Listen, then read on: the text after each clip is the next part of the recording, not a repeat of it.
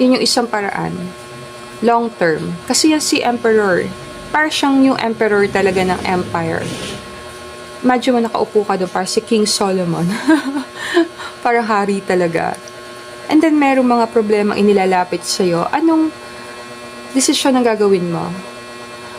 Sa maraming successful na tao, ang ginagamit kasi nilang, sabihin natin na batayan para gumawa ng desisyon, yung sino sila pagtanda. Imagine mo na lang na let's say, 80 years old ka. Panghihinayangan mo ba yung bagay na to or tao na to? Parang yan ang pwede mo itanong.